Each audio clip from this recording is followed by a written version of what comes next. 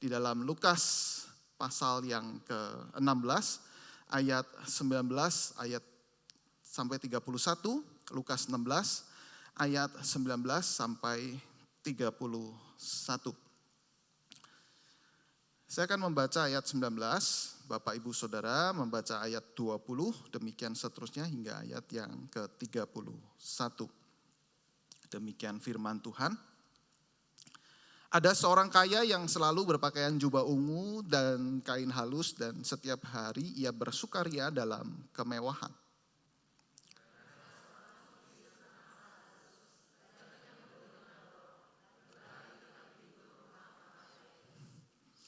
Dan ingin menghilangkan laparnya dengan apa yang jatuh dari meja orang kaya itu, malahan anjing-anjing datang dan menjilat borok-boroknya.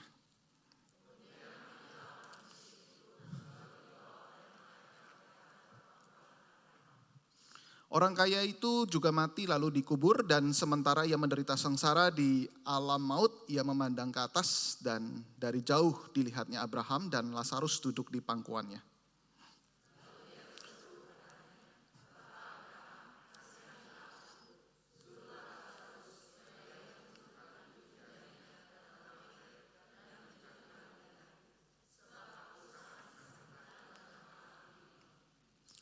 Tetapi Abraham berkata, "Anak, ingatlah bahwa engkau telah menerima segala yang baik sewaktu hidupmu, sedangkan Lazarus segala yang buruk. Sekarang ia mendapat penghiburan dan engkau sangat menderita."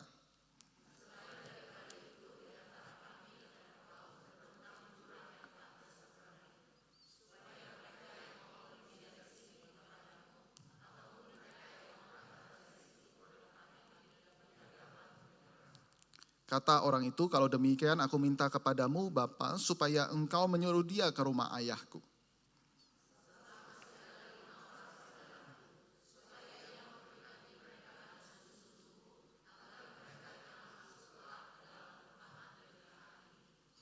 Tetapi kata Abraham, ada pada mereka kesaksian Musa dan para nabi, baiklah mereka mendengarkan kesaksian itu."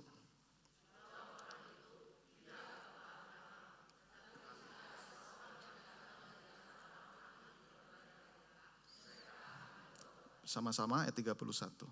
Kata Abraham kepadanya, "Jika mereka tidak mendengarkan kesaksian Musa dan para nabi, mereka juga tidak akan mau diyakinkan sekalipun oleh orang yang bangkit dari antara orang mati." Demikian pembacaan firman Tuhan. Berbahagialah setiap kita yang mendengar, merenungkan dan juga melakukan di dalam keseharian kita.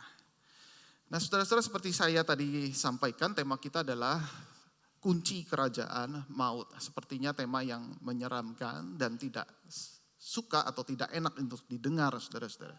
Tetapi ada seorang yang berkata seperti ini, "Jika saya tidak berbicara tentang neraka, saya seharusnya berpikir bahwa saya telah menahan sesuatu yang menguntungkan dan harus memandang saya sebagai kaki tangan iblis." Ya, jadi berbicara soal maut, berbicara soal neraka, itu seharusnya suatu hal yang harus kita dengarkan baik-baik, begitu ya, kita harus perhatikan dengan saksama, bukan kita hindari.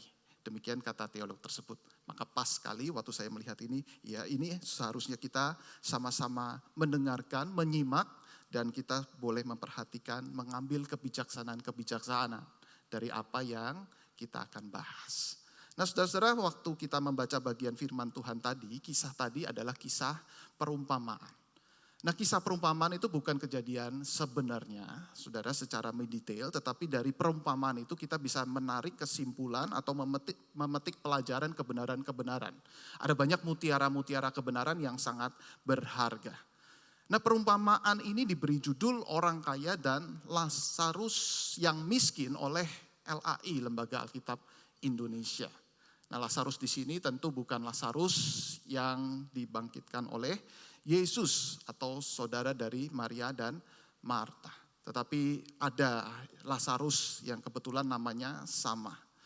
Dan orang kaya itu dikisahkan dengan sangat amat kaya, saudara-saudara. Tahu dari mana? Ia memakai jubah ungu. Bagi kita hari ini pakai pakaian ungu itu suatu hal yang sepertinya biasa karena kita suka warnanya. Tetapi pada saat itu jubah ungu itu menandakan kemewahan dan kelimpahan pada saat itu yang hanya dipakai oleh para raja dan para bangsawan. Oleh sebab itu saudara-saudara, waktu Yesus diolok-olok oleh orang Yahudi dan prajurit Romawi, di situ dikenakan jubah ungu, ya, menandakan bahwa katanya kamu raja orang Yahudi, nih silahkan pakai ya jubah ungu. Ya, katanya kamu crazy rich, begitu ya kira-kira ya, bahwa kamu adalah orang yang sangat terpandang dan mulia, ya, penuh dengan kehormatan dan kemuliaan, pakailah jubah ungu seperti ini. Nah, pada zaman itu pakai jubah ungu itu seperti crazy rich, saudara. Tapi hari ini kita pakai pakaian ungu itu suatu hal yang biasa. Nah, saudara-saudara, kita juga melihat di sini di mana orang kaya itu setiap hari berpesta. Kalau dikatakan tadi, setiap hari hidup di dalam kemewahan dan berpesta pora. Saya belum pernah menemukan ada orang kaya sekaya ini sampai setiap hari berpesta. Ya, kalau kita pikir-pikir misalnya dalam setahun kita bisa berpesta, misalnya anak 4, anggaplah ya Januari, Februari, Maret, ya April, kira-kira begitu ya. Bolehlah dilengkap sedikit karena ada hari raya Paskah, pesta juga kira-kira ya, Imlek pesta, kemudian Valentine, lalu kemudian wedding anniversary. Sudah kalau dihitung mungkin sebulan sekali, bukan kalau pesta ya. Tetapi ini orang kaya ini sangat amat kaya sehingga bisa pesta setiap hari. Wah, luar biasa sekali ya, dikisahkan orang kaya yang sangat amat kaya ini. Nah, kontras dengan orang kaya yang sangat amat kaya ditunjukkan ada seorang miskin, si Lazarus ini yang amat sangat miskin.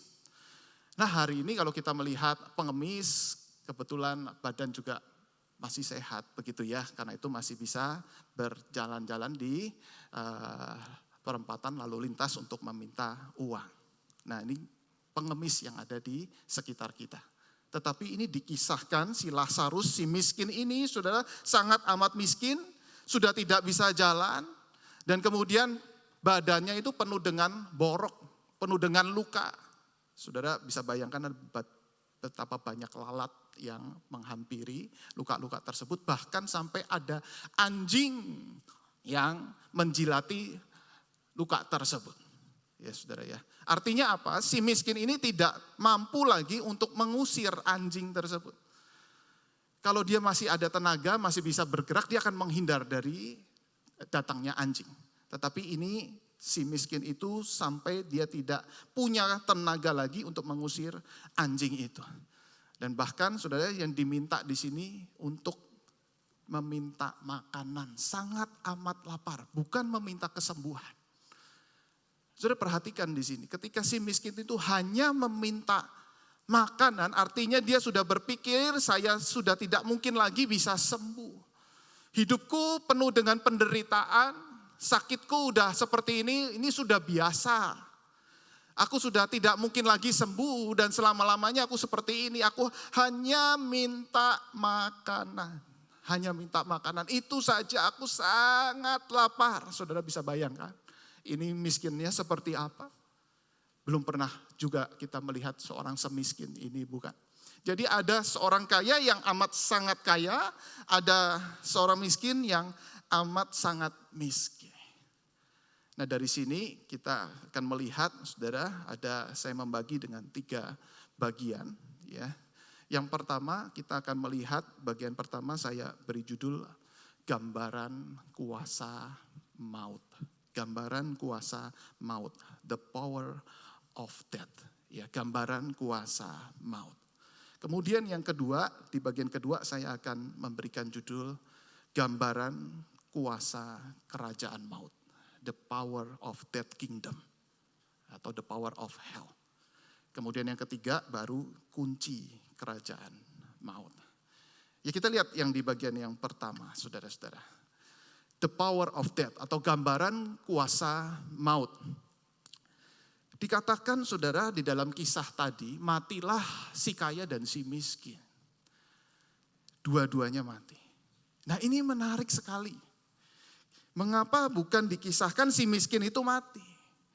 Waktu kita melihat bagaimana si miskin itu hidup, itu sudah mendekati ajal barangkali. Kita mungkin yang hadir pada saat itu, kalau itu benar-benar terjadi, sudah kita langsung melihat ini udah nggak lama lagi.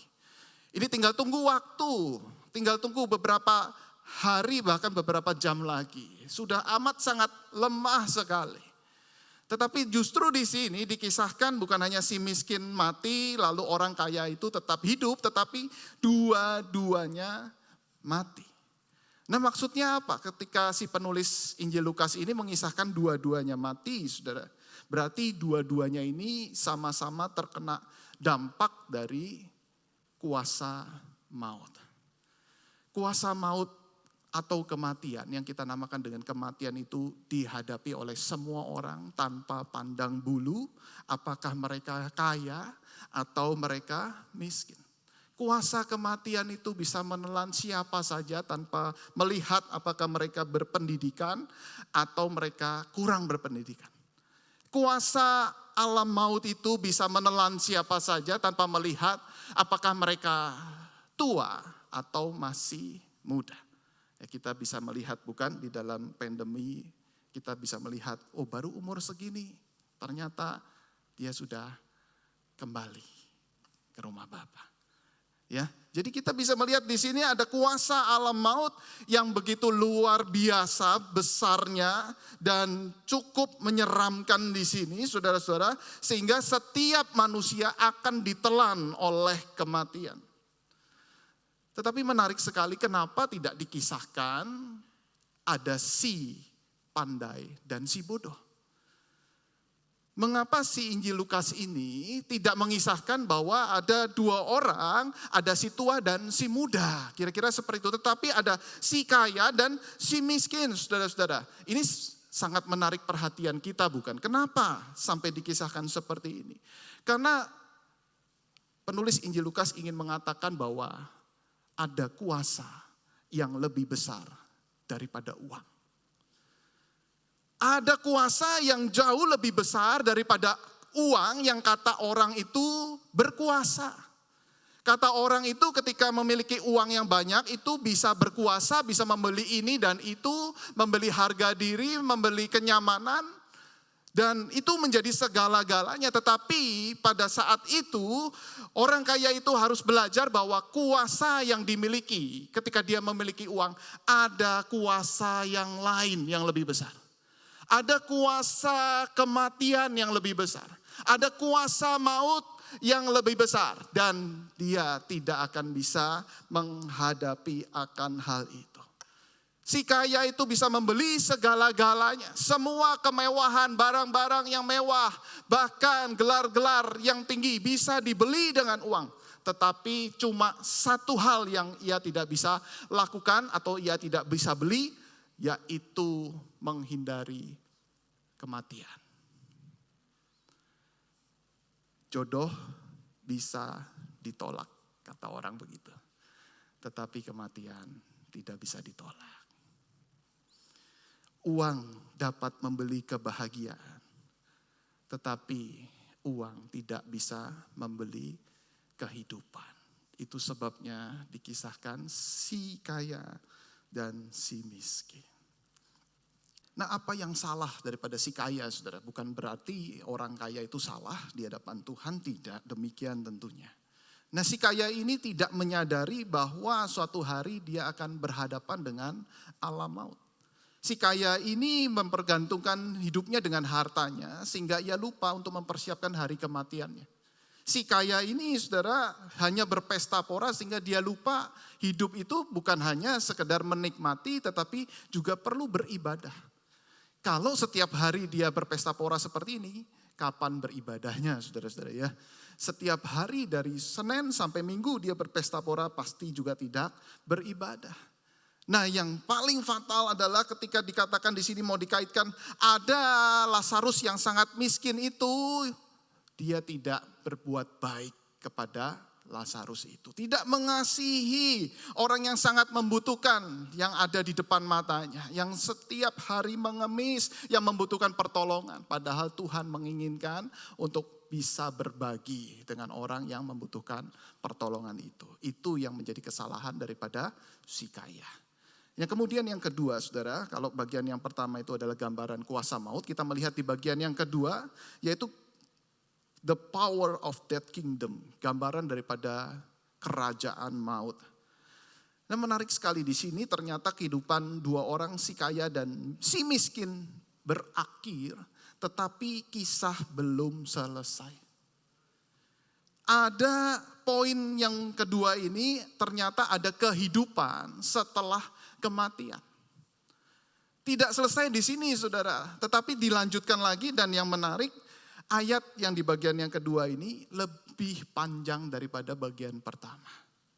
Kalau di bagian pertama tadi kita lihat 19 sampai 23, ayat 19 sampai 23, di bagian yang kedua ini 23 sampai seterusnya.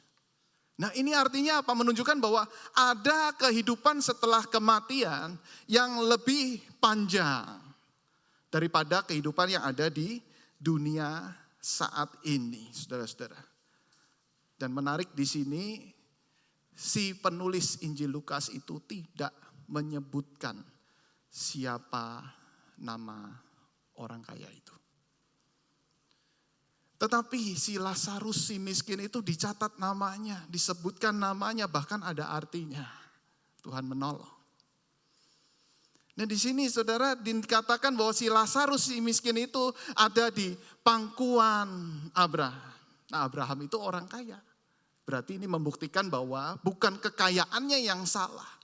Dan Abraham itu orang kaya yang dipakai Tuhan dengan luar biasa. Menjadi saluran berkat bagi bangsa-bangsa. Nah, saudara-saudara, kita melihat di sini apa yang terjadi pada si miskin. Si miskin ternyata masuk surga bersama dengan Abraham. Dan kemudian si kaya itu masuk neraka, dan ada perbedaan yang sangat amat jauh yang tidak bisa terjembatani di sini. Dan dikatakan luar biasanya di ayat 22 dikatakan, kemudian matilah orang miskin itu lalu dibawa oleh malaikat-malaikat ke pangkuan Abraham. Saudara, ini mengandung satu pembelajaran yang sangat amat penting, saudara, di mana malaikat-malaikat itu menyambut dan melakukan iring-iringan dengan sangat luar biasa kepada orang miskin itu. Tetapi di sini orang kaya itu tidak dicatat, apalagi disambut oleh malaikat-malaikat. Padahal si miskin mungkin tidak ada yang tahu ketika dia mati. Kuburannya ada di mana. Namanya pun juga mungkin tidak dicatat. Tetapi justru di dalam kehidupan setelah kematian namanya dicatat, dan bahkan dia diiring-iringi oleh malaikat Tuhan. Kita melihat video berikutnya, saudara. Ini saudara pasti sangat familiar ketika Ratu Elizabeth wafat. Iring-iringan yang luar biasa. Peti jenazah dari istana menuju Westminster Hall. Diiring oleh para personel.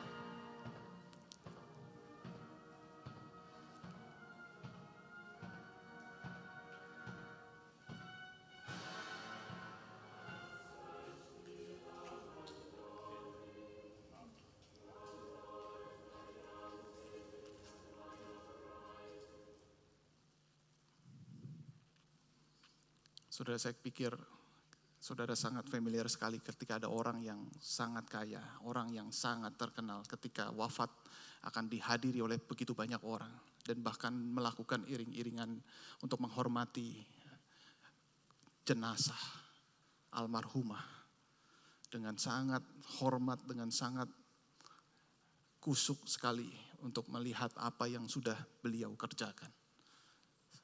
Tetapi saudara, kita melihat di sini, si miskin itu disambut mungkin ya seperti ini kira-kira oleh para malaikat di surga. Dengan sangat luar biasa kalau saudara bisa melihat tayangan tadi. Kira-kira malaikat-malaikat itu menyambut dengan luar biasa. Tetapi si kaya tidak ada catatan apa-apa. Si kaya itu dikatakan menderita sengsara di alam maut, Hades atau neraka.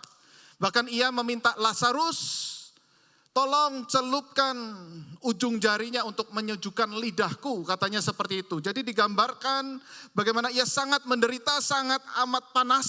Mungkin seperti itu kalau bisa digambarkan. Kita tidak tahu juga panasnya seperti apa.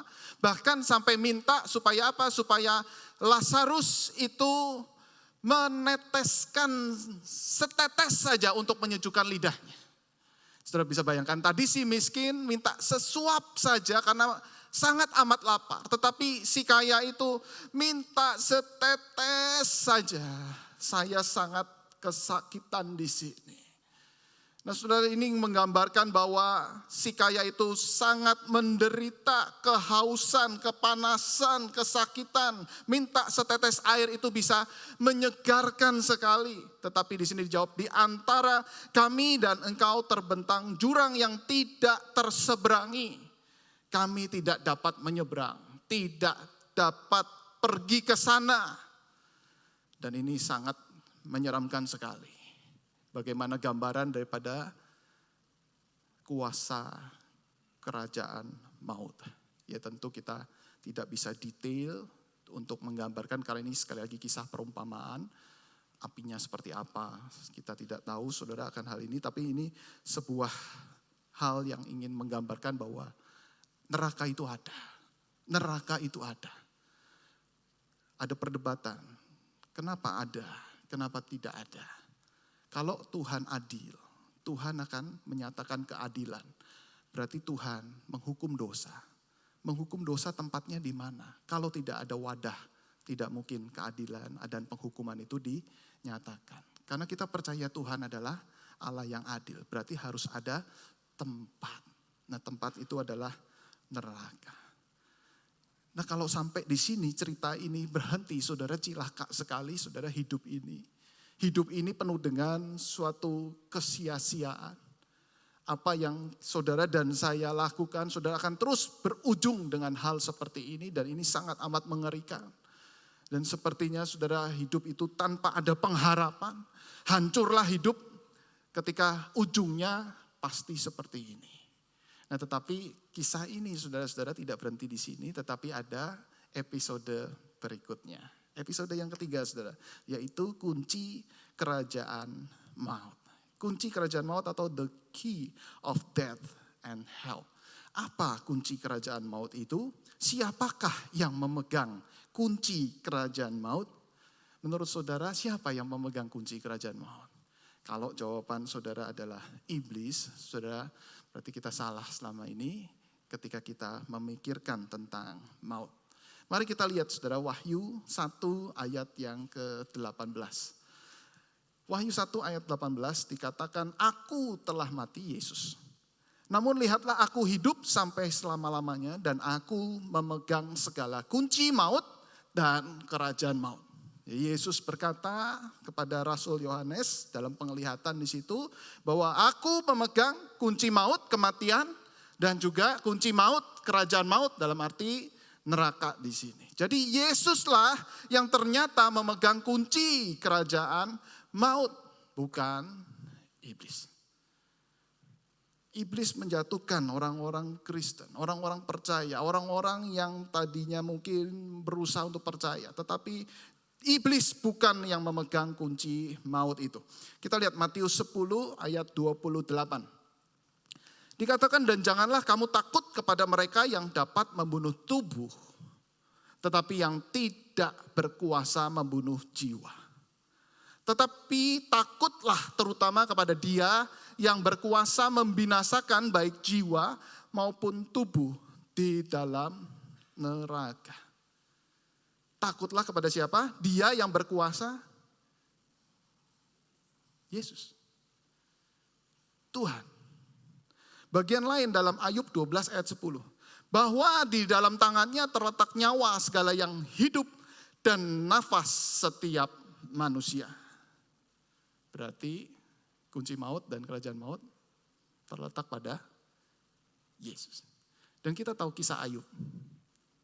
Iblis mengajukan proposal kepada Tuhan. Dan Tuhan berkata, silakan sentuh semua kecuali nyawanya. Jangan kamu sentuh. Nah, inilah maksudnya ketika Yesus berkata, akulah memegang kunci kerajaan maut, berarti hidup dan mati kita bukan di tangan iblis, saudara, bukan. Tetapi di tangan Tuhan. Kalau Tuhan mengatakan kepada kita, ayo hari ini kita mati, saudara, berarti itu semua adalah kedaulatan daripada Tuhan. Kalau nanti 10 tahun lagi atau 20 tahun lagi, itu semua adalah Tuhan yang berkehendak, bukan iblis. Lalu kemudian pertanyaan berikutnya, kalau begitu yang menyiksa orang-orang di neraka, siapa? Nah, mungkin waktu kecil, saudara, saya pernah berpandangan bahwa iblislah yang menyiksa dengan jahat sekali. Orang-orang yang ada di neraka disiksa oleh iblis. Dan kemudian iblis itu tertawa dengan gembira atas siksaannya tersebut. Tetapi saudara, kita melihat di sini, kalau iblis yang menyiksa, iblis disiksa siapa? Bukankah iblis itu juga dihukum? Karena dosa dan kejahatannya, berarti iblis itu juga disiksa. Iblis itu mendapatkan murka Allah. Kita lihat Wahyu 20 ayat 10.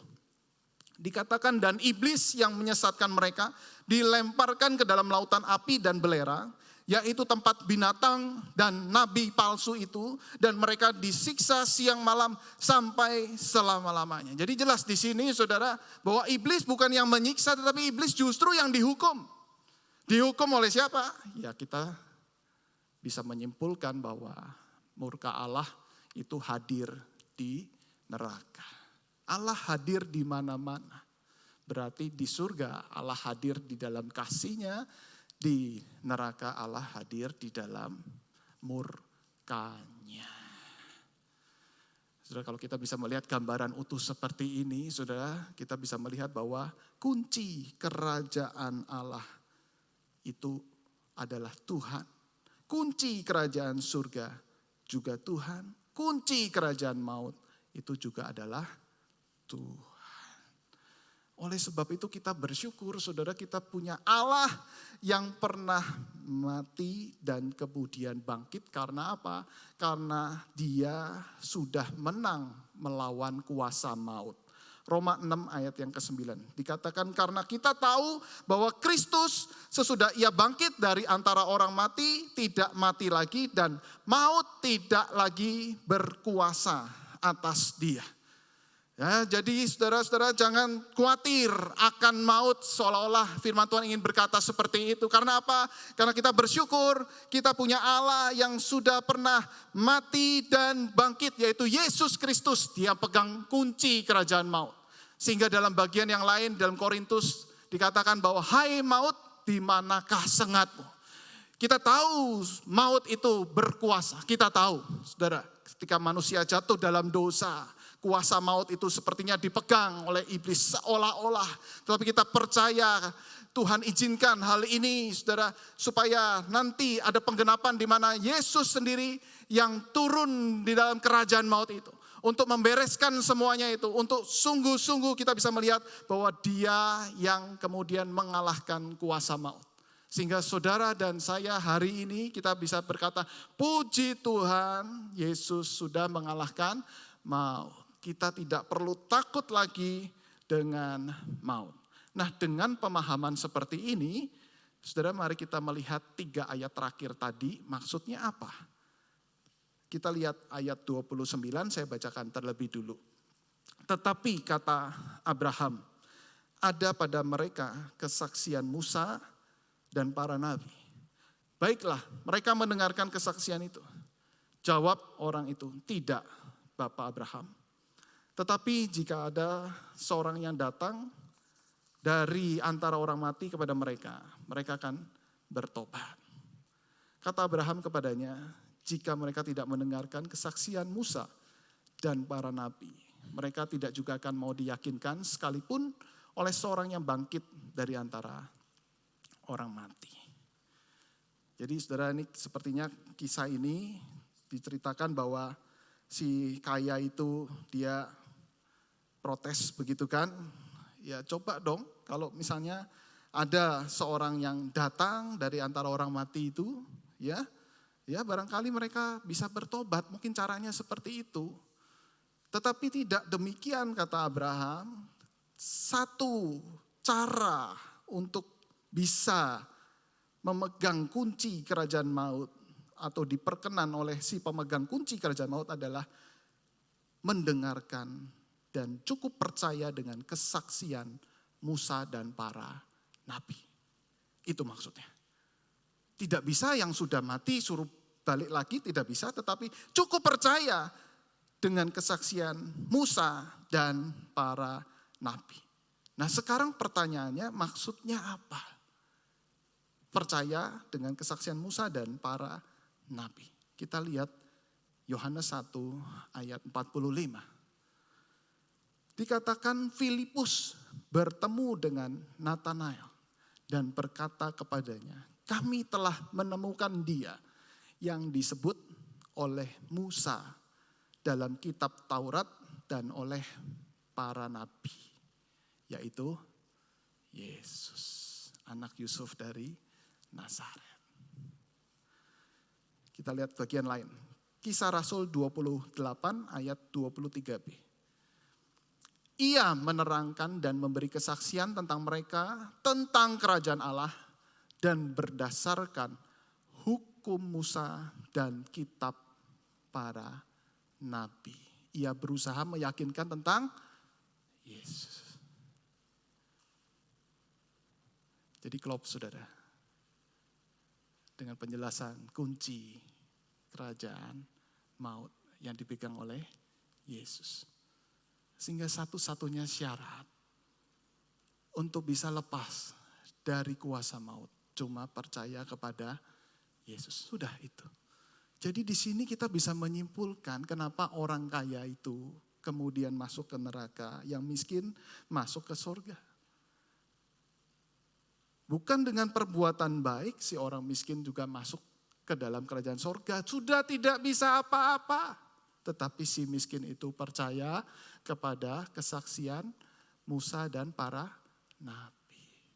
Si kaya itu ternyata bukan karena kekayaannya akhirnya masuk ke dalam neraka, saudara-saudara. Bukan, karena Abraham ada di surga.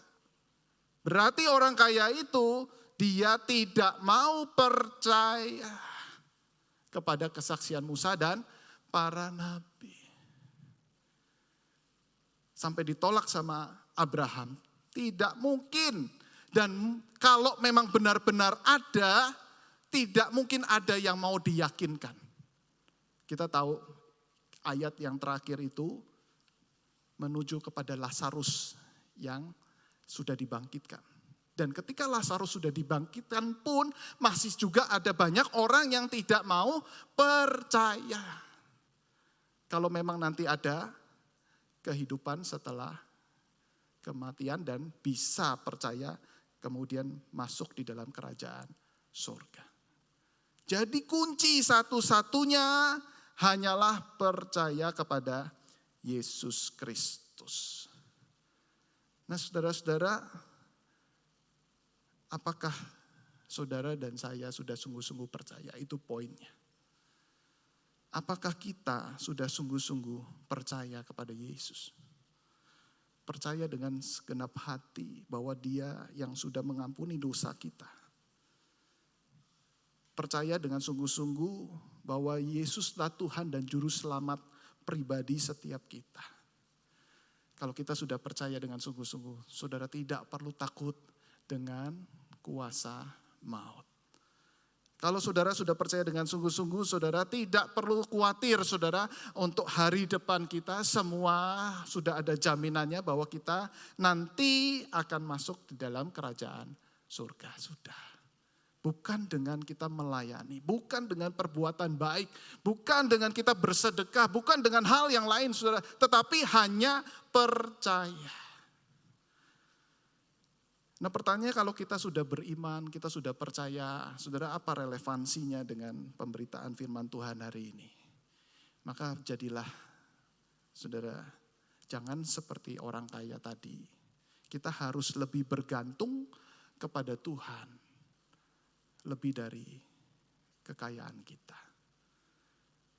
Kita lihat Rasul Paulus di dalam 1 Timotius 6 ayat yang ke-17 dikatakan, peringatkanlah kepada orang-orang kaya di dunia ini, agar mereka jangan tinggi hati dan jangan berharap pada sesuatu yang tak tentu seperti kekayaan. Melainkan pada Allah yang dalam kekayaannya memberi kita segala sesuatu untuk dinikmati. Peringatkanlah agar mereka itu berbuat baik, menjadi kaya dalam kebajikan, suka memberi dan membagi. Jadilah orang yang kaya di dalam kemurahan. Kata Tuhan seperti itu. Dan sadarlah, hidup ini adalah sementara. Ada kesempatan untuk Tuhan boleh pakai setiap kita untuk melayani Tuhan. Untuk berbuat baik bagi sesama. Lakukan itu. Lakukan itu kepada sesama kita. Kemudian yang kedua, ingatlah saudara ada orang lain yang belum mendengar kesaksian Musa dan para nabi.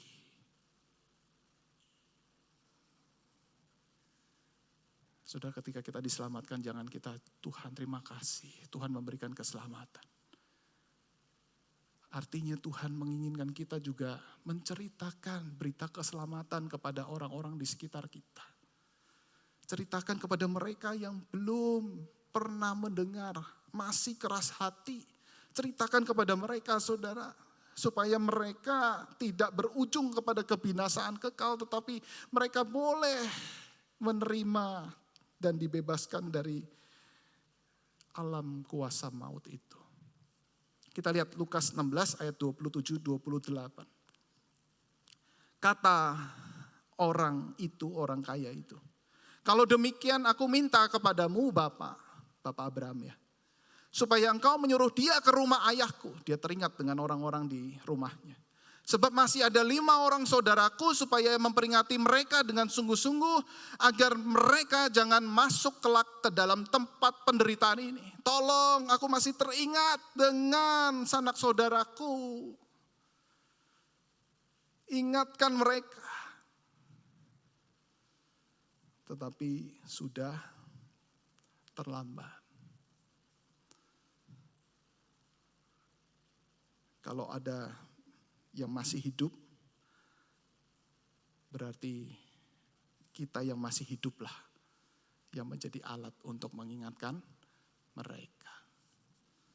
Nah, saudara-saudara terkasih, apakah kita punya hati yang berbelas kasih untuk mereka yang belum percaya? Masih ada berapa orang di sekitar kita yang masih belum percaya kepada Tuhan. Hari ini hari Mother's Day, saudara, mungkin segala sesuatu dirancang seperti kebetulan. Kita sebagai orang tua, mungkin kita sebagai grandpa dan grandma. Apakah anak dan cucu kita sungguh-sungguh sudah menerima keselamatan dari Tuhan? Jangan sampai iman mereka adalah iman warisan dari orang tua, dari opa oma, dari lahir sudah Kristen. Tetapi sebenarnya dari hati yang terdalam dia belum sungguh-sungguh percaya. Sudah tugas kita adalah menceritakan tentang Injil keselamatan kepada mereka. Kenalkan mereka tentang kesaksian para nabi dan kesaksian Musa. Tentang Yesus Kristus. Doakan mereka sungguh-sungguh. Sehingga kita percaya Tuhan sebagai kunci pemegang kerajaan maut. Mereka semua akan dilepaskan dari kuasa maut. Dan kita bersyukur Tuhan boleh memakai setiap kita. Mari kita ambil waktu tenang. Sungguh-sungguh saudara kita berdoa dalam hati. Dan kita bersyukur Tuhan boleh mengingatkan setiap kita. Bahwa hidup ini adalah kesempatan. Kesempatan untuk sungguh-sungguh melayani Tuhan dan membawa jiwa kepada Tuhan. Saudara berdoa dalam hati saudara.